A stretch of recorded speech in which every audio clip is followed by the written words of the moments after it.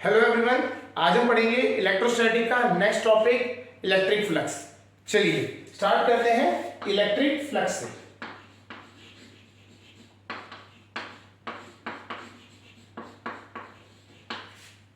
Definition wise बात करें तो इलेक्ट्रिक फ्लक्स होता क्या है?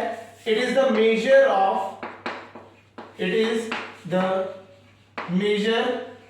Of number of electric field lines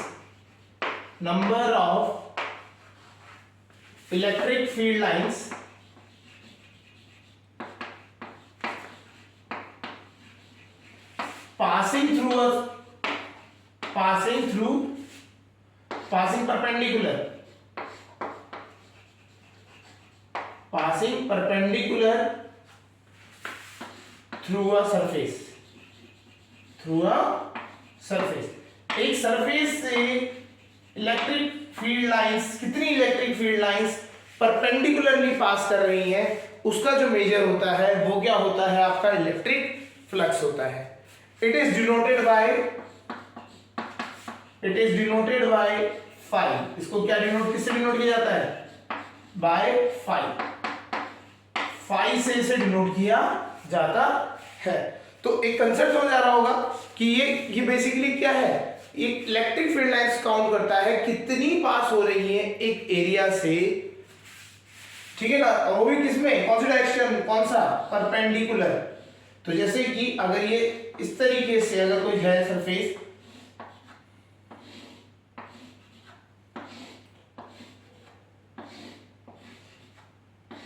तो अगर ये सरफेस रखा हुआ है, इस सरफेस से कितनी इलेक्ट्रिक फील्ड लाइंस पास हो रही हैं, तो वो कौन मेजर करके दे रहे हैं? वो जो टर्म यूज हो रही है मेजर करने के लिए, उसे हम क्या कहते हैं? Electric flux. तो इलेक्ट्रिक फ्लक्स यही मेजर करके देता है कि कितनी ज्यादा इलेक्ट्रिक फील्ड लाइंस पास हो रही है थ्रू अ सरफेस। क्लियर हो गया? अब इसके अगर फॉर्मूले पे डिराइव करने से पहले अभी हम समझते हैं कुछ टर्म्स के बारे में। चलिए स्टार्ट करते हैं पहले टर्म्स के बारे में। पहले से इलेक्ट्रिक फ्लक्स जब हम निकालते हैं तो एक टर्म आता है, आपको मिलेगा, दैट इज एरिया वेक्टर। यहां पे अब जो हमें नेक्स्ट जो टर्म पढ़नी है वो होगा एरिया वेक्टर।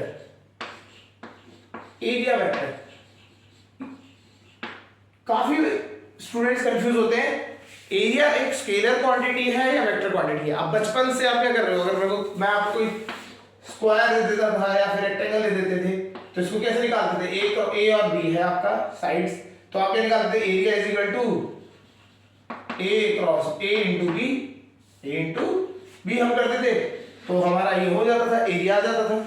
हमने तो कभी आज तक इसमें एरो नहीं लगाया, कभी हमने डायरेक्शन की बात ही नहीं करी। तो यहाँ पे कंफ्यूजन होती है। रियल लाइफ में अगर हम बात करें तो हमने ये खाली मैग्नीट्यूड के बारे में बात करी है इसके एरिया की, क्योंकि हम मैथमेटिक्स में ज्यादातर एरिया यूज करते थे, है ना? तो वहां पे क्या था, मैग्नीट्यूड वाइज बात करते थे। यही चीज अगर जब एरिया हम वेक्टर में आते थे, तब ये वेक्टर की फॉर्म में भी एरिया निकाला जाता है किसी चीज का। तो अगर हम बात करें सिमिलरली, वहां पे अगर हम बात करते थे एरिया की, वेक्टर में अगर हम बात करें एरिया में, तो ए बी सी डी हमारी साइड्स हैं, ठीक है? तो अगर मैं बोलता हूं ये है ए वेक्टर, ये वेक्टर है बी, तो अगर हमारे को कभी भी इसका निकालना पड़ता था एरिया, तो अगर हम बात करें एरिया कैसे निकाला जाता है? Area is a vector quantity and it is equal to the cross product. इनकी क्या होता है? क्रॉस प्रोडक्ट से निकाला गया है एरिया। कभी भी किसी सरफेस का एरिया जो निकलता है वो क्रॉस प्रोडक्ट से निकाला जाता है। अगर हम ऐसे एक रेक्टेंगल या फिर हम एक स्क्वायर की बात करें तो क्रॉस प्रोडक्ट से निकाला जाता है। तो हमें ये चीज पता है, जब भी दो चीजों का क्रॉस प्रोडक्ट होता है या दो वेक्टर का क्रॉस प्रोडक्ट होता है, तो जो हमें रिजल्टेंट मिलता है it is also a vector quantity. ये कौन सी क्वांटिटी होती है? वेक्टर क्वांटिटी होती है। तो जो हमने स्टार्टिंग से मैथ्स में जो स्टार्टिंग में हम एरिया निकाला करते थे वो मैग्नीट्यूड की बात करा करते थे, ठीक है? But area is a vector quantity. Clear हो गया? हम मैग्नीट्यूड अगर निकाला इसका मैग्नीट्यूड आएगा ए डॉट बी, मतलब ए क्रॉस मल्टीप्लाई बाय बी। यहाँ पे अगर हम एंगल देखें 90 डिग्री है, तो ए इसका क्या हो जाएगा? इसका मैग्नीट्यूड ए, बी का मैग्नीट्यूड बी, और इनके बीच का एंगल कितना हो गया? sin 90। sin 90 कितना हो गया? 1। तो ये एरिया, तो अगर मैग्नीट्यूड वाइज बात करें तो एरिया कितना हो गया, ए इंटू बी, ये मैग्नीट्यूड है उसका। लेकिन डायरेक्शन अगर हम बात करें तो ये क्या है, क्रॉस प्रोडक्ट से निकाला गया है, तो इसकी डायरेक्शन होगी। और डायरेक्शन क्या होती है, दो वेक्टर्स जब हम क्रॉस प्रोडक्ट करते हैं तो उसका जो रिजल्टेंट वेक्टर होता है, इसकी डायरेक्शन क्या होती है, always mutually perpendicular to both the vectors. इन दोनों वेक्टर्स के म्यूचुअली परपेंडिकुलर होती है। तो ए और बी, अगर हम बात करें ए और बी, इन दोनों म्यूचुअली परपेंडिकुलर क्या हो गया, आउटसाइड द पेपर। तो ये क्या हो जाएगा, एरिया वेक्टर क्या होता है, हमेशा उस सरफेस से क्या होता है, बाहर को आ रहा होता है और परपेंडिकुलर होगा। समझ आया होगा। तो अब यहां पे क्लियर होना चाहिए, एरिया वेक्टर क्या हो गया, area vector is always is a vector quantity. तो it has a direction perpendicular outward to the surface, ठीक है ना, outward of the surface. Clear हो गया, समझते हैं। तो एरिया वेक्टर क्या हो गया, मैग्नीट्यूड तो वही तरीका है, ए इंटू बी कर लेंगे, बट डायरेक्शन क्या है हमारी, आउटसाइड ऑफ द सरफेस, ठीक है। तो इसमें दो केसेस आते हैं, पहले हम बात करते हैं 2D के लिए। अगर 2D सरफेसेस हैं तो कैसे होगा, दैट एरिया वेक्टर की बात करते हैं। तो 2D सरफेस के लिए एरिया वेक्टर कैसे निकाल होता है, कोई भी आपका सरफेस हो गया,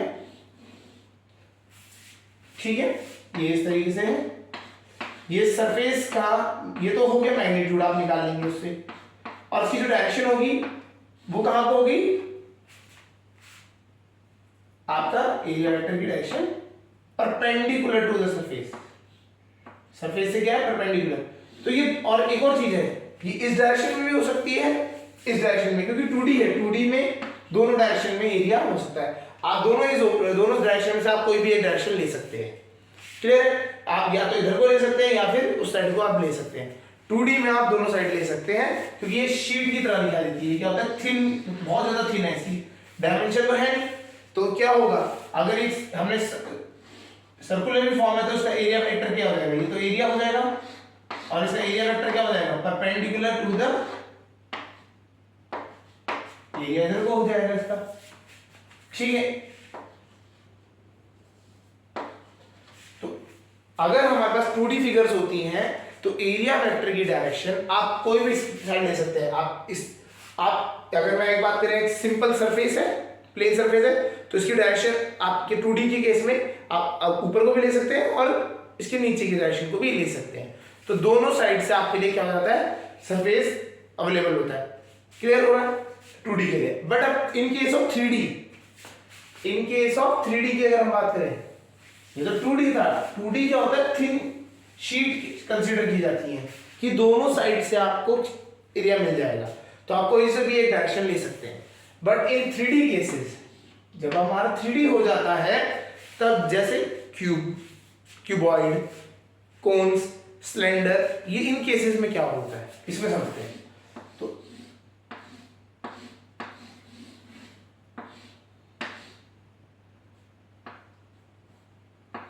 तो ये हमारा अगर इस तरीके से है क्यूब, है ना, तो इसमें क्या होगा, इसमें जो अगर हम एरिया बात करेंगे तो सरफेस एरिया की बात होगी, इसमें खाली क्या होता है, सरफेस एरिया। तो आउटर सरफेसेस को हम देखते हैं, इसमें आउटर सरफेसेस को हम देखते हैं, और इसमें भी क्या होता है, जो डायरेक्शन ली जाएगी, it is always in the outward direction, इस वाले से भी बाहर को, और ऐसी ये क्या होगा, हर एक बार 3D ऑब्जेक्ट में जो आपकी एरिया वेक्टर की डायरेक्शन होती है, इट इज आउटवर्ड, अंदर की साइड को नहीं होती, ये कहां को होती है, बाहर की साइड को होती है। तो हमेशा जो आपको 3D में अगर एरिया वेक्टर लेना है तो इट विल बी, जो डायरेक्शन होगी सरफेस एरिया की, अगर हम बात करेंगे तो वो अवे आउटसाइड की तरफ होगी। क्लियर हो रहा है, आउटसाइड को जाते हुए, समझ आ गया होगा। तो हमारे को यहाँ पे समझ आ गया, area is a vector quantity, पहली चीज। सेकंड, 2D में अगर हम बात करें तो उसकी जो डायरेक्शन होती है 2D की केस में, it is in both the directions, आपकी दोनों सरफेस जो है उसमें दोनों साइड से मिल जाएगा, आप कहीं पे भी आप एक कंसीडर कर सकते हो। 3D में जो डायरेक्शन होती है सरफेसेस की, इट इज ऑलवेज आउटवर्ड की तरफ को होती है। चलिए, तो हमारे को ये चीज समझ आ गई। तो एक कंसेप्ट हो गया एरिया वेक्टर। तो एरिया वेक्टर अगर आपको कभी भी आएगा तो एरिया वेक्टर आपको क्या करना है, डायरेक्शन आपको कैसे निकालनी है, सरफेस लेना है, सरफेस से परपेंडिकुलरली आउटवर्ड को डायरेक्शन ले लेनी है। चलिए अब आते हैं डिराइव, अब हम बात करते हैं जो इलेक्ट्रिक फ्लक्स है हमारा वो होता क्या है, कैसे कैलकुलेट होता है, उसका फॉर्मूला क्या होता है, इलेक्ट्रिक फ्लक्स। तो इलेक्ट्रिक फ्लक्स क्या हो गया, फाई से रिप्रेजेंट होता है। तो हमारा जो इलेक्ट्रिक फ्लक्स है इट इज बेसिकली, अगर इसका फॉर्मूला हम बात करें, it is equal to the dot product, it is equal to the dot product of electric field intensity into area vector. Area vector और इलेक्ट्रिक फील्ड इंटेंसिटी इन दोनों का क्या कर देते हैं, डॉट प्रोडक्ट निकालेंगे तो क्या होगा, आपको फ्लक्स मिलता है। ये तो मैं, और आपको एक चीज और बतानी चाहिए, जब डॉट प्रोडक्ट निकालते हैं तो फ्लक्स क्या होगा, स्केलर क्वांटिटी होगी। क्या होगी, scalar quantity. Electric field intensity vector quantity, area vector quantity. जब भी दो वेक्टर्स का डॉट प्रोडक्ट किया जाता है तो क्या निकल के आती है, स्केलर क्वांटिटी निकल के आती है। समझ आ रहा होगा। तो electric flux is a scalar quantity और इसका फॉर्मूला होता है E vector, electric field vector into dot product of area vector. चलिए इसका मैग्नीट्यूड वाइज बात करें तो ये किसके इक्वल हो गया, ई के मैग्नीट्यूड इनटू ए के magnitude cos theta, cos theta.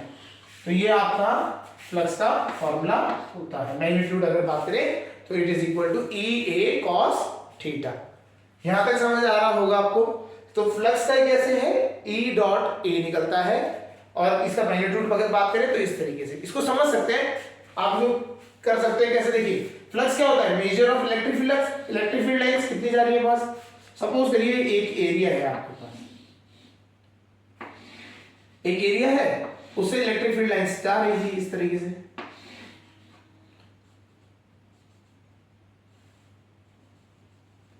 तो हमारी क्या हुई, ये टोटल इलेक्ट्रिक फील्ड लाइंस है ई, तो इस तरीके से चल रही थी।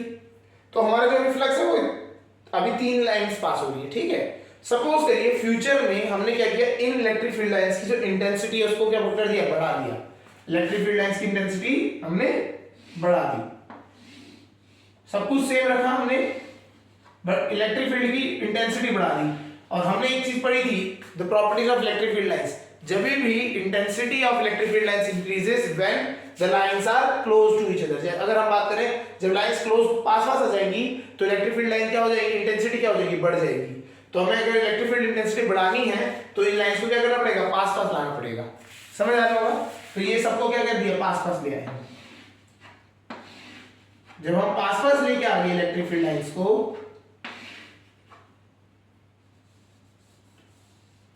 तो होगा क्या इसके वजह से, इलेक्ट्रिक फील्ड लाइंस जब पास पास आ गई तो आप देख रहे हैं एरिया अगर वही रहेगा, वही सेम एरिया में इलेक्ट्रिक फील्ड इंटेंसिटी पास पास आने की वजह से number of electric field lines जो पास कर रही हैं वो क्या हो गई, बढ़ गई। तो यहां पे एक चीज समझ आनी चाहिए कि अगर इलेक्ट्रिक फील्ड इंटेंसिटी हम बढ़ाएंगे तो जो फ्लक्स है वो क्या हो जाएगा, बढ़ जाएगा। तो यहां से एक चीज समझ आनी चाहिए, phi is directly proportional to E. Clear हुआ। ये इसी तरीके से निकाला गया है। ये जो फ्लक्स का फॉर्मूला है E इंटू जो हमारा बात करें डॉट प्रोडक्ट ऑफ A, कैसे निकला है, उन्होंने देखा कि जो अगर हम इलेक्ट्रिक फील्ड इंटेंसिटी बढ़ाते हैं तो पहले तो इलेक्ट्रिक फील्ड इंटेंसिटी अगर बढ़ाएंगे तो इलेक्ट्रिक फील्ड लाइंस पास पास हो जाएंगी, पास पास हो गई। तो जब पास पास हो गई तो उसमें से जो एरिया था, सेम एरिया से electric number of electric field lines जो पास हो रही है वो क्या हो जाएंगी, बढ़ जाएंगी। यहाँ पे क्या थी, कम रह जाएंगी, कम थी पहले। समझ आया होगा। तो जैसे जैसे हम क्या करते हैं, इलेक्ट्रिक फील्ड इंटेंसिटी बढ़ाएंगे तो इलेक्ट्रिक फ्लक्स बढ़ जाएगा। तो हमने लिख दिया सीधा phi is equal to E is directly proportional to F, आपका इलेक्ट्रिक फील्ड इंटेंसिटी। ठीक है। चलिए अब आते हैं एरिया के रिस्पेक्ट में बात कर लेते हैं। तो एरिया के लिए हम बात करें तो ये हमारी इलेक्ट्रिक फील्ड लाइंस थी जो जा रही थी, और जो हमारा एरिया था वो हमारा एरिया ये था। इतने एरिया से हमारी इलेक्ट्रिक फील्ड लाइंस पास हो रही थी। ये एरिया था ए, इलेक्ट्रिक फील्ड इंटेंसिटी ई ही है, ठीक है। अब इलेक्ट्रिक फील्ड इंटेंसिटी इस बार हमने क्या करी, सेम ही मेंटेन करने दी। तो इलेक्ट्रिक फील्ड इंटेंसिटी हमारी सेम मेंटेन है, बट हमने क्या किया, एरिया को बढ़ा दिया। एरिया को क्या कर दिया,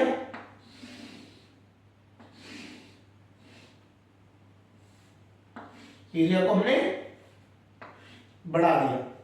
तो जब हमने एरिया को बढ़ाया, जैसे हमने एरिया को बढ़ाया तो क्या हुआ, पहले क्या था, पहले कम इलेक्ट्रिक फील्ड लाइन सेंटर कर रही थी, अब हमने एरिया को बढ़ा दिया, ए डैश हो गया एरिया। एरिया बढ़ाते ही number of electric field lines जो उसके अंदर से जा रही हैं वो बढ़ जाएंगी। तो इसी तरीके से हमें एक चीज समझ आई कि जो फ्लक्स है, जैसे जैसे आप एरिया बढ़ाते चले जाओगे तो क्या होगा, फ्लक्स की वैल्यू बढ़ती चली जाएगी। तो इससे सेकेंड एक कंडीशन आती है हमारी, flux is directly proportional to area. तो यहां से आ गया। तो इन दोनों कंडीशंस को हम एक साथ इकट्ठा कर देते तो क्या बन जाता है, electric field intensity dot area. तो इस तरीके से आपका फ्लक्स का फॉर्मूला है। तो फ्लक्स का समझ आ गया होगा। फ्लक्स क्या होता है, number of electric field lines passing through a particular area जो परपेंडिकुलर टू द एरिया। पहली बात याद रखना है, परपेंडिकुलर भी होना चाहिए। ये जो सारी लाइन है क्या है, परपेंडिकुलर की बात करते हैं, ठीक है। हम परपेंडिकुलर पे आते हैं, इसीलिए इसको हम करते हैं। अब ये यहां दोनों चीज समझ आ गई। अब आते हैं परपेंडिकुलर वाले कंसेप्ट से भी समझ लेते हैं। अब ये cos थीटा कैसे आया, परपेंडिकुलर, ये जो cos थीटा है ये परपेंडिकुलर की वजह से आया। सपोज करिए हमारा जो एरिया था वो ये था, एरिया हमारा ये था, ठीक है। एरिया वेक्टर क्या हो गया हमारा, ये हो गया एरिया वेक्टर। एरिया वेक्टर क्या होता है, हमेशा परपेंडिकुलर टू द सरफेस होता है, कर दिया हमने परपेंडिकुलर टू द सरफेस। अब इलेक्ट्रिक फील्ड लाइंस जो थी वो हमारी किसी एंगल पे आ रही थी। इलेक्ट्रिक फील्ड लाइंस क्या आ रही थी, एंगल पे हमारी आ रही है। लेकिन जो फ्लक्स की बात होती है, फ्लक्स के लिए फॉर्मूला क्या होता है, it is equal to the number of electric field lines passing through passing perpendicular through area, surface area. तो ये परपेंडिकुलर वाला फैक्टर चाहिए। तो हमारा जो ये वाला है, ये इसके अगर भी एंगल जो है बीच में थीटा है, तो हमें कौन सा कंपोनेंट चाहिए, अलोंग द एरिया वेक्टर। तो हमें तो ये दो कंपोनेंट ब्रेक करेंगे, ई cos theta and E sin theta. तो परपेंडिकुलर वाला कंपोनेंट कौन सा है, परपेंडिकुलर कंपोनेंट है ई cos थीटा। कौन सा, अगर हम बात करें परपेंडिकुलर में बात करते हैं तो कौन सा कंपोनेंट आ रहा है, ई cos थीटा। तो ई cos थीटा है, तभी आप क्या करते हैं, जब हम बात करते हैं फाई की, तो phi is the product of electric field intensity या electric field lines passing perpendicular. तो परपेंडिकुलर कौन कर रहा है, E cos theta into area vector. तो यही फॉर्मूला बनता है। तो आपको यहां से समझना है कि अगर इलेक्ट्रिक फील्ड लाइन स्टेडी आ रही, आपकी थोड़ी एंगल पे है या इंक्लाइंड है टू द एरिया वेक्टर, उससे अगर इंक्लाइंड है कितने एंगल पे, थीटा पे, तो आपको क्या करना पड़ेगा, उसको कंपोनेंट में ब्रेक करना पड़ेगा। तो दो कंपोनेंट बनेंगे, एक तो हो गया अलोंग द एरिया, वो हो गया ई sin थीटा, और एक हो गया परपेंडिकुलर टू द एरिया, वो हो गया ई cos थीटा। तो जो परपेंडिकुलर होगा वो क्या होगा, एरिया वेक्टर के साथ अलाइन हो जाएगा बिल्कुल साथ में। तो अब आपका ये होगा, जो हमारा फाई का फॉर्मूला होता है वो इसके लिए भी लिखा जाता है। हमें कौन सा फाई के लिए, जब हम फ्लक्स की बात करेंगे तो हमें क्या लेना है, हमें वही पार्ट लेना है जो कि किससे पास, जो परपेंडिकुलरली पास कर रहा है। समझ आ गया होगा, उसमें हमें खाली परपेंडिकुलरली बात को रखनी है। दूसरा वाला हमारे नल है, वो जीरो वैल्यू उसकी। समझ आ गया होगा। तो ये फ्लक्स का आपका इस तरीके से फॉर्मूला निकल के आता है। चलिए क्वेश्चंस करते हैं, इसके ऊपर समझते हैं कैसे कर सकते हैं क्वेश्चन, और क्वेश्चन कैसे आते हैं।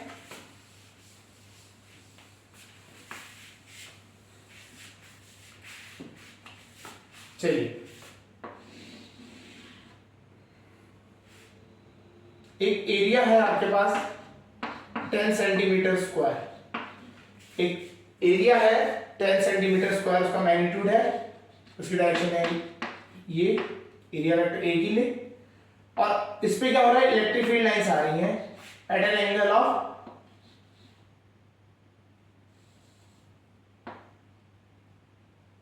60 degree, at an angle of 60 degree. इनके बीच में जो वो है विद एरिया वेक्टर। तो ई की वैल्यू हमारे को दे रखी है 20 न्यूटन पर मीटर और Newton per coulomb. Newton per coulomb.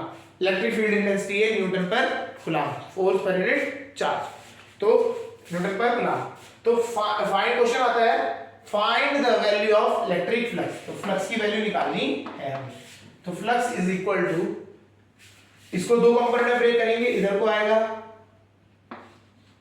E cos 60 और इधर को दूसरा कंपोनेंट जो आएगा that will be E sin 60। तो ये दो कंपोनेंट हो गए आपके, क्लियर है। तो इसको हमने क्या किया, जो आपकी इलेक्ट्रिक फील्ड इंटेंसिटी है उसको दो कंपोनेंट में ब्रेक कर दिया, 60 डिग्री है तो E cos थीटा और ये वाला। हमें कौन सा लेना है, हमें ओनली परपेंडिकुलर वाला, जो क्या है सरफेस से परपेंडिकुलर है, तो उसको। तो इसका फाई का फॉर्मूला हो गया E cos 60 into area vector. E की वैल्यू रख देते हैं 20, cos 60 हाफ, एरिया वेक्टर की वैल्यू है 10 सेंटीमीटर स्क्वायर, सेंटीमीटर को मीटर में कन्वर्ट करेंगे तो इंटू 10 की पावर -4, तो आपका आया 10 की पावर -2। अच्छा, अब इसकी यूनिट क्या है, यूनिट की बात करते हैं। तो यूनिट क्या हो जाएगी, इलेक्ट्रिक फ्लक्स की, इलेक्ट्रिक फील्ड इंटेंसिटी की यूनिट होती है न्यूटन पर कूलम और एरिया होता है meter square, newton meter square per coulomb, ये आपकी फ्लक्स की यूनिट होगी। इसलिए इसकी कोई डायरेक्शन नहीं होती है, स्केलर क्वांटिटी होता है, समझ आया होगा। चलिए एक क्वेश्चन और देख लेते हैं।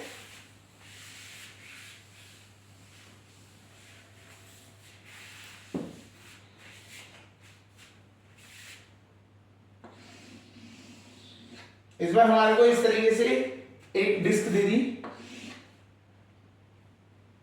तो आपका इसका एरिया है आपको दे रखा है, area is equal to 40 centimeter square, और आपको इलेक्ट्रिक फील्ड लाइंस दी है, तो वो इस तरीके से जा रही है आपकी। अगर हम बात करें डायरेक्शन की बात करें तो ये क्या कर रही है, ये सरफेस से at an angle of 30 degree पे चल रही है, सरफेस के साथ 30 डिग्री का एंगल बना रही है।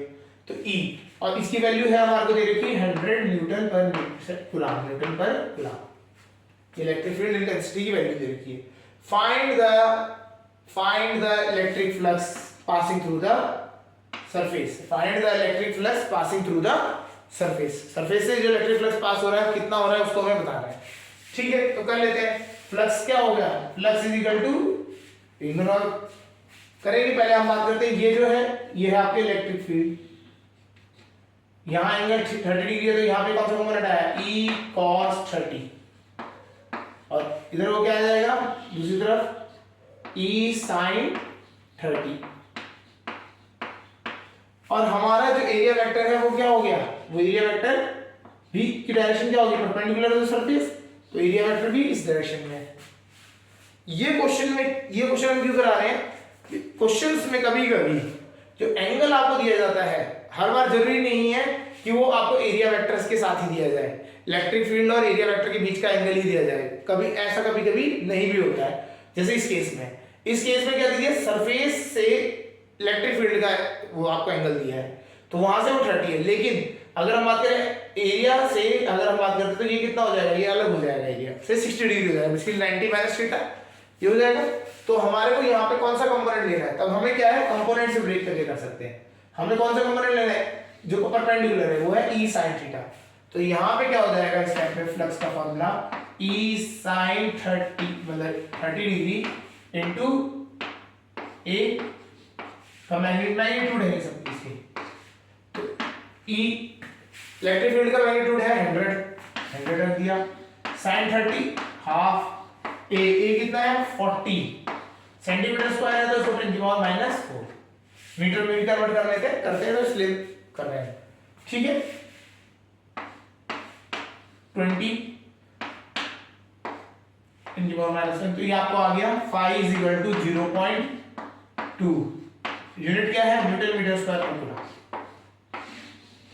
ये आपका फ्लक्स आ गया, समझ आ रहा होगा। तो कभी भी आपको एक सरफेस दिया जाए उससे आपको फ्लक्स निकालना है, तो आपको बस अगर अगर उसका एंगल 90 डिग्री है तब तो कोई प्रॉब्लम ही नहीं है, इलेक्ट्रिक फील्ड लाइन जो है परपेंडिकुलर पास हो रही है तो कोई प्रॉब्लम नहीं है।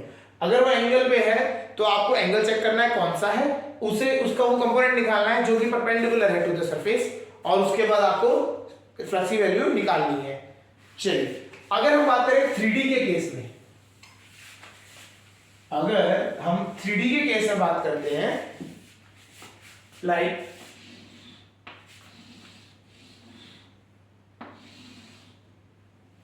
इस सिलेंडर है, इसका यहां वाला एरिया है आपका, रेडियस ही दे देते हैं, रेडियस दे रखा है हमारे को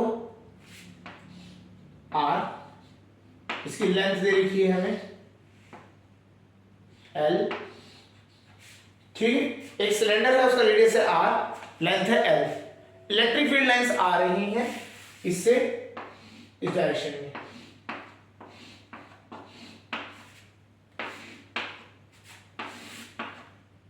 क्लियर, इस डायरेक्शन। तो ये क्या रही है, इसको पास क्रॉस कर रही है,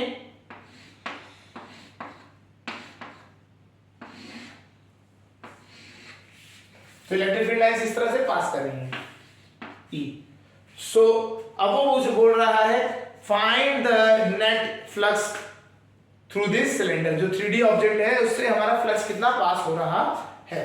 चलिए इसको देखते हैं कैसे होता है। अब इसमें पहले हम इसमें क्या करेंगे, जब 3D फिगर्स होते हैं तो इसमें हम चेक करते हैं कि सरफेसेस कौन कौन से हैं। एक तो सरफेस हो गया ये वाला आपका, एक ये सरफेस हो गया, सेकंड सरफेस इज दिस,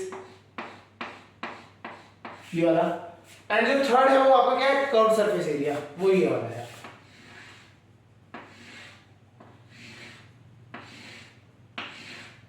तो यहां पे आपके 3 सरफेसेस हैं, दिख रहे होंगे आपको, first surface, second curve surface और थर्ड वाला बेस एरिया। तो इस तरीके से ये क्या आपका सिलेंडर है, ठीक है।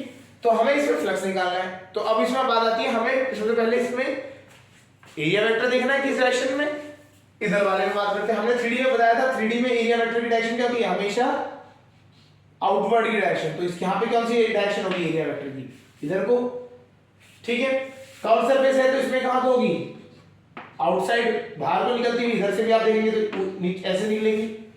इधर वाले में एरिया वेक्टर की डायरेक्शन होगी इधर, क्लियर है। तो ये होगी आपकी। चलिए तो अब इधर देखते हैं, इसमें अगर इस केस के लिए इसको सरफेस को मानिए फर्स्ट, ये वाला सरफेस है हमारा सेकंड, एंड यहां वाला थर्ड। तो तीनों सरफेसेस के लिए अगर हम बात करें तो क्या कैसे कैसे होता है, ठीक। अब इसमें आते हैं, तो यहां से क्या हो रहा है, इलेक्ट्रिक फील्ड लाइंस कैसे हो रही हैं, इलेक्ट्रिक फील्ड लाइंस की डायरेक्शन क्या है, इस सरफेस के लिए, फर्स्ट सरफेस के लिए अगर हम बात करें तो एरिया वेक्टर तो हमारा ये हो गया, और इलेक्ट्रिक फील्ड क्या हो गई, इस साइड को हो गई। तो इनका इन दोनों के बीच में एंगल कितना हो गया, 180 डिग्री, कितना हो गया, 180 डिग्री। तो इसके इसकी वजह से जो फ्लक्स होगा उसे हम φ1 बोलते हैं। तो φ1 की वैल्यू आ गई यहां से E A cos 180, cos 180, cos 0 होता है 1, cos 180 होता है माइनस का 1। तो ये क्या आ गया आपको, E डॉट ए। तो φ1 हमारा आ गया यहां से E डॉट माइनस का E डॉट ए, ठीक है। सेकंड केस में आते हैं। सेकंड केस में ये जो है ये आपका बेसिक सरफेस इस तरीके से है, यहां वाला, ये वाला आपका जो हम इसकी, ये जो हमारा कर्व सरफेस है, और इसकी जो डायरेक्शन है एरिया वेक्टर की बाहर को है, और इलेक्ट्रिक फील्ड की डायरेक्शन है इधर को E। तो अगर E इन दोनों का अगर मैं डॉट प्रोडक्ट निकालता हूं, E A cos theta, angle कितना है 90 डिग्री, तो cos 90 0, cos 90 0 होता है। तो इसी वजह से इसको जो φ2 है हमारा that is equal to 0, that is equal to 0। Third case में आते हैं। तो थर्ड केस में हमारा क्या है, इस तरीके से आपका वो आपका एरिया हो गया, और इसमें एरिया वेक्टर क्या हो गया, इस डायरेक्शन में हो गया, इलेक्ट्रिक फील्ड भी कहां को होगी, सेम डायरेक्शन में। तो इन दोनों के बीच में एंगल कितना हो गया है, 0। एंगल अगर बात करें इलेक्ट्रिक फील्ड और एरिया के बीच में एंगल कितना है, इस वाले केस में एरिया वेक्टर भी इधर को है, इलेक्ट्रिक फील्ड भी इधर को है, तो दोनों एक ही डायरेक्शन में है, तो इनका एंगल कितना है, 0। तो इनके बीच में एंगल जब 0 हो गया तो φ3 के लिए अगर हम बात करें EA cos 0 की वैल्यू होती है 1, cos 0 की वैल्यू होती है 1। तो ये कितना आ गया, ये आ गया e का मैग्नीट्यूड इंटू a, phi 3 आ गया। ठीक है, तो हमारा जो नेट फ्लक्स है, अगर हम बात करें, net flux is equal to phi1 plus phi2 plus phi3, तीनों से ऐड होना चाहिए, phi1 plus phi2 plus phi3। तो phi1 कितना आ रहा है हमारा, माइनस का e डॉट a, phi2 आ रहा है 0, उसको लिखने की जरूरत नहीं है, phi3 आ रहा है e डॉट a। तो ये दोनों एक दूसरे को क्या कर देंगे, कैंसिल कर देंगे, फ्लक्स हो गया 0। तो नेट फ्लक्स इस बॉडी के थ्रू जो पास हो रहा है वो कितना हो गया, 0। इस बॉडी के थ्रू जो नेट फ्लक्स पास हो रहा है, अगर हम इस पूरी बॉडी से अगर हम एफ फाई नेट बोले तो कितना हो गया, 0। फ्लक्स इससे जो पास हो रहा है वो कितना हो गया, 0। तो इससे एक चीज इंपॉर्टेंट याद रखना, अगर कोई भी 3D बॉडी को हम क्या कर देते हैं, एक इलेक्ट्रिक फील्ड में रख देते हैं, 3D बॉडी को अगर हम एक इलेक्ट्रिक फील्ड जो मूव कर रही है उसमें रख देते हैं, तो क्या होगा, उसका नेट फ्लक्स क्या हो जाएगा, 0। वो अब अगर इसमें हमने तो इसमें सिलेंडर ले लिया, अगर आप एक क्यूब भी लेंगे तो क्यूब में भी यही सेम चीज होगी। कैसे, देख लेते हैं, पहले आपसे समझा देते हैं, आ जाएगा। क्यूब में क्या होगा, आपके पास 6 सरफेसेस होंगे, क्यूब में आपके पास 6 सरफेसेस होंगे और इलेक्ट्रिक फील्ड लाइंस इस तरह से पास हो रही हैं। इन 6 में से आपके एक ये वाला सरफेस और ये वाला सरफेस, इन दोनों सरफेस को छोड़ के, एक जिससे एंट्री कर रहा है और एक एग्जिट कर रहा है, उनको छोड़ के सारों में कितना एंगल होगा, 90। जो कर्व्ड होगा इसके चारों तरफ, उसमें कितना हो जाएगा, 90 डिग्री का एंगल बनेगा, जैसे कि यहां पे बना है इस केस में, सेकंड वाले में। तो इसके जो 4 सरफेसेस होंगे उससे तो फ्लक्स हो गया 0। इस वाले में क्या होगा, इसमें इलेक्ट्रिक फील्ड की डायरेक्शन होगी इस डायरेक्शन में, और इसका जो एरिया हो गया वो इस डायरेक्शन में हो गया। तो ये दोनों के बीच में एंगल हो गया 180 का, इन दोनों के बीच में एंगल हो जाएगा 180 का, तो ये नेगेटिव हो जाएगा, इधर से हो जाएगा ये पॉजिटिव हो जाएगा, दोनों सेम है, तो ये एक दूसरे को क्या कर देंगे, कैंसिल आउट कर देंगे। तो इस तरीके से कभी भी एक सॉलिड सरफेस अगर हमारा इलेक्ट्रिक फील्ड लाइंस के बीच में है, तो net flux through that body it will B 0। जितना आएगा उतना ही फ्लक्स बाहर निकल जाएगा, तो नेट फ्लक्स कितना हो जाएगा, 0। क्लियर है। चलिए, अगर हम इस बार जो आपका बॉडी के अंदर ही अगर हम वो रख दें, अगर हम बात करें कि बॉडी के अंदर ही, एक 3D बॉडी के अंदर ही हम क्या रख दें, एक चार्ज रख दें, तो क्या केस हो सकता है। चलिए अब देखते हैं। अगर मैं एक स्फीयर ले लेता हूं, यहां पे हमने क्या ले लिया, स्फीयर ले लिया, इसके बीच में ही हमने क्या रख दिया, एक चार्ज रख दिया, तो चार्ज क्या होगा, ये एक सोर्स बन जाएगा इलेक्ट्रिक फील्ड लाइंस के लिए। तो अगर हम बात करें तो ये सोर्स इंटरैक्ट करेगा नहीं करेगा, करेगा। तो ऐसे में क्या होगा, हर डायरेक्शन से आपकी इलेक्ट्रिक फील्ड लाइंस बाहर को जा रही है, ठीक है ना। तो ये आपके क्या हो गए, ये आपके क्या हो गए, ये सरफेस है, इसमें आपकी जो बीच में चार्ज रख दिया हमने, तो वो क्या हो गया, वो सोर्स बन गया इलेक्ट्रिक फील्ड लाइंस का। अभी तक क्या था, हमारे यहीं पे कहीं और चार्ज होगा, वहां से इलेक्ट्रिक फील्ड लाइंस आ रही थी, तब हमने बीच में 3D ऑब्जेक्ट रखा। अब क्या किया, उस 3D ऑब्जेक्ट के बीच में ही हमने क्या डाल दिए, चार्ज डाल दिए। ऐसे केस में क्या होगा, इलेक्ट्रिक फ्लक्स की बात करते हैं तब होगा, देखते समझते हैं। तो इलेक्ट्रिक फ्लक्स उस टाइम पे क्या होता है, E A cos थीटा का तो फॉर्मूला होता ही है। चलिए, तो हम क्या करते हैं, इसका एक छोटा सा एलिमेंट ले लेते हैं, यहाँ पे एक छोटा सा एक एलिमेंट ले लिया, इसका एरिया हमने मान लिया DA, क्या मान लिया, एरिया DA। इससे जो इलेक्ट्रिक फील्ड लाइंस पास हो रही होंगी वो बिल्कुल ऐसे होंगी, परपेंडिकुलर इसके। तो एंगल कितना हो गया, अगर हम बात करें ये से एरिया वेक्टर तो इधर को हो गया, और यहां से परपेंडिकुलर ये इलेक्ट्रिक फील्ड बाहर निकल रही होगी, तो इन दोनों के बीच में एंगल कितना हो गया, 0 का। कितना हो गया एंगल, 0 का। तो इन दोनों के बीच में जब एंगल 0 हो गया, तो आपको हम बोलते हैं इस छोटे से एक एलिमेंट की वजह से जो फ्लक्स निकला वो कितना हो गया डी फाई, कितना हो गया डी फाई हो गया। और इसमें अगर हम बात करें तो इलेक्ट्रिक फॉर्मूला क्या हो जाएगा E electric flux into d A, क्योंकि एरिया कितना है हमारा इसका डी ए, एरिया कितना है हमारा डी ए है, तो इसलिए हमने क्या लिख दिया ई डॉट डी ए। कॉस कितना है, कॉस इन दोनों की इलेक्ट्रिक फील्ड फ्लक्स और एरिया के बीच में फ्लक्स जो एरिया वो है एंगल है 0 का, तो कॉस 0 होता है 1, तो डी फाई का फॉर्मूला बन के आ गया ई dot D A, E dot D A.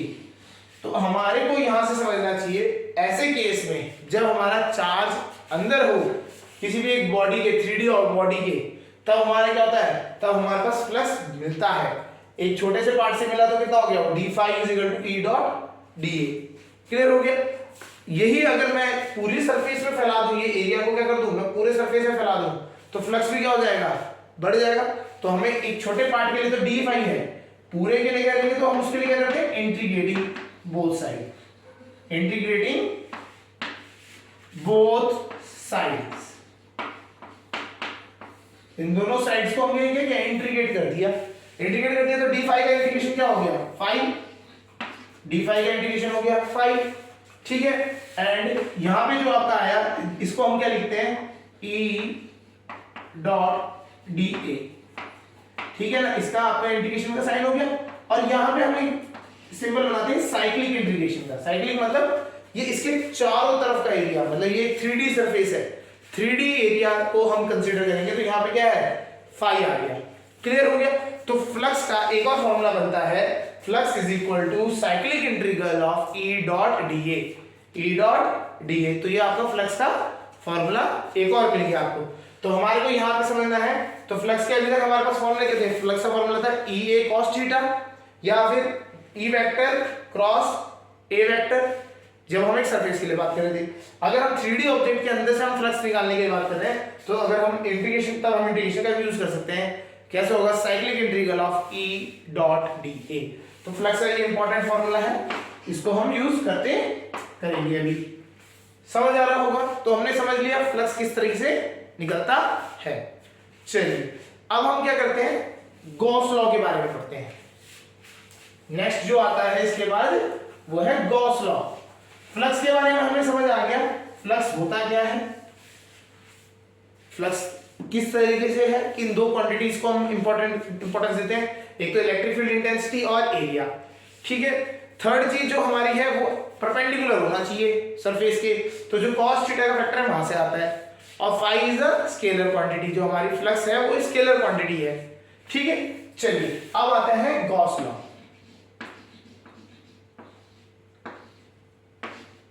Gauss law, Gauss law इसके बारे में समझते हैं क्या था। गॉस लॉ की जो स्टेटमेंट है वो ये कहती है अकॉर्डिंग टू दिस लॉ, अगर हम लिखे according to this law the electric flux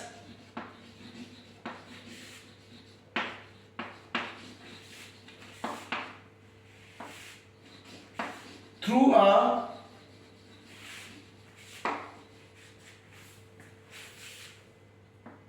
Gaussian surface. अब हम बात कर रहे हैं एक सरफेस उन्होंने बोला, उसमें नाम दिया गया गॉसियन सरफेस। होता क्या है ये समझ लेते हैं थोड़ा सा। यहां भी गॉसियन सरफेस क्या होता है, एक क्लोज्ड सरफेस होता है और कैसा होता है 3D होता है, close 3D surface.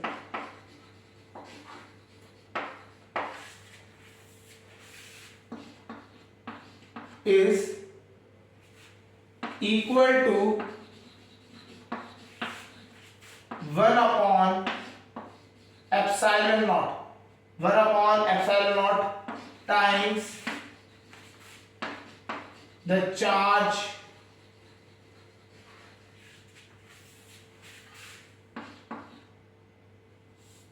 enclosed in the surface,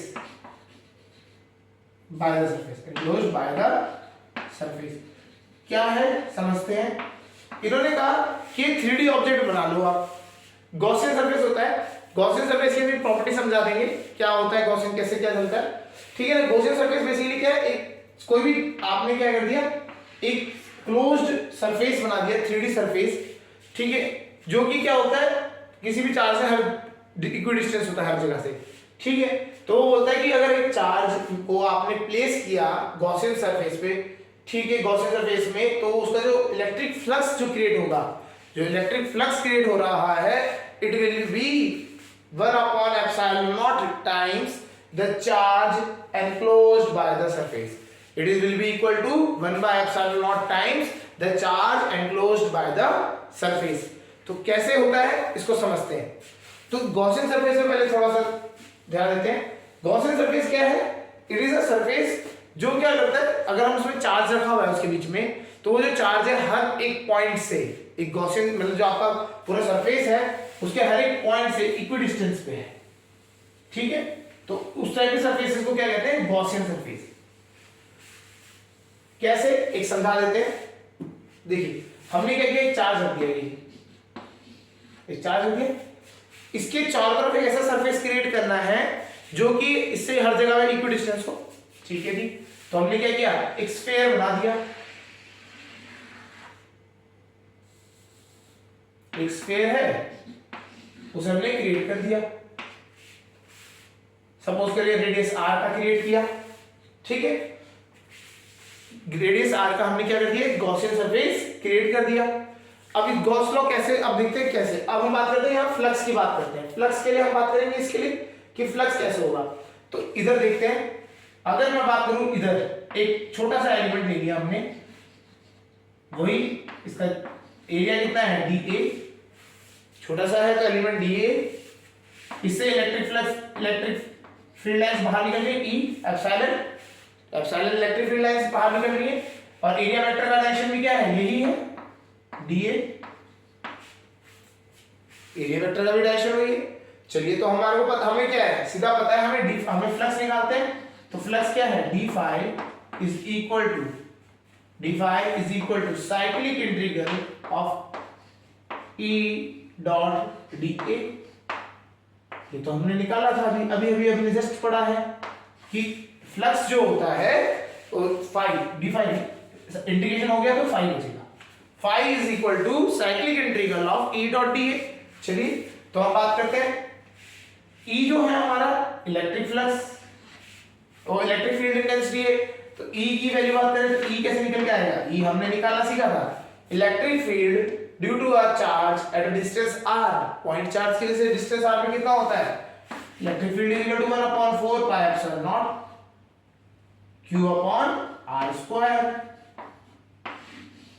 q upon r square, यही होता है। हमने ये पढ़ा था कूलॉम्स लॉ के बाद, हमने ये इलेक्ट्रिक फील्ड लाइन ये जब पढ़ा था इलेक्ट्रिक फील्ड, तो इलेक्ट्रिक फील्ड का हमने सीधा फॉर्मूला निकाला था, तो electric field is equal of due to a point charge at a distance r is equal to 1/4 pi epsilon naught q upon r square, ठीक है। तो ये जो पूरी टर्म है इसका कोई एरिया से रिलेटेड है, डी ए जो हमारा टर्म है डी ए, इससे कोई रिलेशन नहीं है, तो ये कांस्टेंट है, तो ये पूरा कांस्टेंट है तो बाहर आ जाएगा। तो हमारा फ्लक्स हो गया ये तो आ गया बाहर, cyclic integral of D A, ये छोटा सा एलिमेंट था, इसको पूरे में हमने इंटीग्रेट कर दिया, तो पूरा का पूरा जो एरिया है वो क्या है, वो एक स्फीयर का एरिया है। तो ये जो एरिया हो जाएगा ये किसका एरिया हो जाएगा, स्फीयर का एरिया। चलिए एप्सिलॉन ई की ये इलेक्ट्रिक फील्ड इंटेंसिटी वैल्यू रखते हैं 1/4 pi epsilon naught q upon r square, है ये तो था a, ये किसका एरिया आएगा, ये आएगा स्फीयर का एरिया, स्फीयर का एरिया कितना हो गया 4 पाई r स्क्वायर, 4 पाई r स्क्वायर, हमने r छोटा वाला लिया है, जब r छोटा यूज करें तो r, ठीक है। चलिए कैंसिल आउट होता है कुछ, ये 4 से 4 कैंसिल, पाई से पाई कैंसिल, r स्क्वायर से r स्क्वायर कैंसिल। तो हमारा जो फ्लक्स निकल के आया यहां से, जो हमारा फ्लक्स निकल के आया, फ्लक्स इज इक्वल टू, बचा क्या ऊपर, ऊपर तो बचा हमारा q, ठीक है जी, q है अपॉन एप्सिलॉन नॉट है, गुड। यही तो कहा था गॉस जी ने, क्या कहा, बोला कि फ्लक्स, उन्होंने बोला फ्लक्स जो है वो किसके इक्वल होगा, it is equal to the charge enclosed by the Gaussian surface, जितना भी चार्ज गॉसियन सरफेस ने एनक्लोज किया हुआ है अंदर, Q upon epsilon naught, 1 by epsilon naught times था ना, Q को 1 अपॉन एप्सिलॉन नॉट से मल्टीप्लाई कर दिया तो यही आ गया। तो ये क्या है, यही है आपका गॉस लॉ का प्रूफ। तो गॉस लॉ ने कैसे किया, उन्होंने बोला कि एक ऐसा सरफेस बनाओ, चार्ज लो, उसके चारों तरफ ऐसा सरफेस बना लो कि वो क्या करते हैं, उसको पूरी तरह से क्लोज कर दे। ठीक है, इसका क्या करते हैं, इसके अगर इलेक्ट्रिक उस पॉइंट पे हम इलेक्ट्रिक फील्ड निकालें, किसी भी एक पॉइंट पे अगर हम बात करें, हर जगह से इक्वल डिस्टेंस है ये R, तो हर एक जगह से इक्वल डिस्टेंस है, तो क्या होगा, तो इससे सारी इलेक्ट्रिक फील्ड लाइंस होंगी, बाहर को निकलेंगी यहाँ से, इधर को इधर को इधर को इधर को, हर एक जगह को निकलेंगी, हर एक जगह को निकलेंगी। और कितना एंगल पे निकलेंगी, कॉस की वैल्यू होगी कॉस 0 डिग्री, तो कॉस 0 डिग्री 1 होता है, तो 1 आ गया। तो आपने क्या किया, इस तरीके से इसको सॉल्व करेंगे, इलेक्ट्रिक फील्ड की वैल्यू हमने यहाँ से निकाल के रख दी, रखा, कैंसिल आउट हुआ, तो फ्लक्स की वैल्यू आ गई हमारे को Q अपॉन एप्सिलॉन नॉट। तो यही गॉस लॉ है। गॉस लॉ ये कहता है अगर एक 3D गॉसियन सरफेस है, वो एक चार्ज को एनक्लोज करता है, तो एनक्लोज करता है तो उसका जो फ्लक्स होता है it is equal to Q upon epsilon naught. समझ आ गया? चलिए इसको देखते हैं कैसे, एक और क्वेश्चंस भी देखते हैं कैसे हमें यूज करना है इन्हें। गॉस लॉ बहुत इजी है, सिंपल है। इसमें आपको क्या करना है, आपको आइडेंटिफाई करना है चार्ज कितना स्टोर्ड है इनसाइड अ गॉसियन सरफेस, बनाओ और उससे आप निकालो। सपोज करिए एक गॉसियन सरफेस है, इसके अंदर चार्ज एनक्लोज है, एक तो है ये हमारा, इसका मैग्नीट्यूड है पहले वाले का प्लस का Q1, और दूसरा जो चार्ज है वो भी प्लस का Q2, प्लस का Q2। ठीक है, चलिए इस अब इनका इसका जो रेडियस दे रखा है हमारे को स्फीयर का, कोई जरूरत नहीं है, हमें क्या बात करनी है, हमें बोला हुआ है एक स्फीयर ने एनक्लोज किया हुआ है Q1 एंड Q2 चार्ज। एक स्फीयर है जिसने एनक्लोज करे हुए हैं charges Q1 and Q2। Find the net flux, अगर हम बात करें find the net flux through this surface, कितना हो जाएगा, it will be equal to simple है Q1 plus Q2 upon epsilon not. यही तो हो, तो यही है आंसर। क्लियर हो गया? तो हमारा जो एनक्लोज है वो कितना है Q1 प्लस Q2, तो अपॉन एप्सिलॉन नॉट। सपोज करिए कल की डेट में क्वेश्चन में ये माइनस का आ जाए, चार्ज माइनस का आ जाए, तो जब चार्ज माइनस का हो जाएगा तब आपको क्या करना पड़ेगा, तो यहाँ पे आपको उसको यहाँ पे माइनस लिखना पड़ेगा। क्लियर हो गया?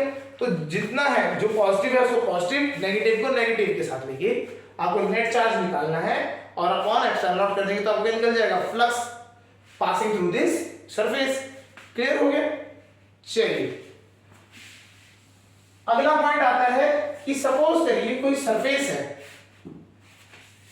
ये सरफेस है, इस सरफेस के बाहर पे आपने क्या रख दिया, एक चार्ज रख दिया, बाहर एक आपने चार्ज रख दिया Q। ठीक है, अब इस Q चार्ज की वजह से हमें बताना है कि what is the amount of flux passing through this surface. ये सरफेस से कितना फ्लक्स पास हो रहा है उसको हम निकाल लेते हैं, देखते हैं। चलिए इससे क्या होगा, इलेक्ट्रिक फील्ड लाइन निकलेंगी हर डायरेक्शन में, यस निकलेंगी।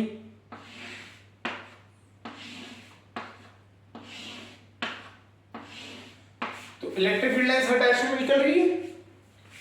तो हम अब यहाँ पे क्या करते हैं, अब हम बात करते हैं कि किस तरीके से होगा इसमें। अगर हमने अभी हम बात करें तो हमने जब हम डेरिवेशन किया था कि कभी भी एक 3D ऑब्जेक्ट को अगर हम एक इलेक्ट्रिक फील्ड लाइंस जो आ रही है उनके बीच में रख दें तो उससे फ्लक्स कितना आता है, 0।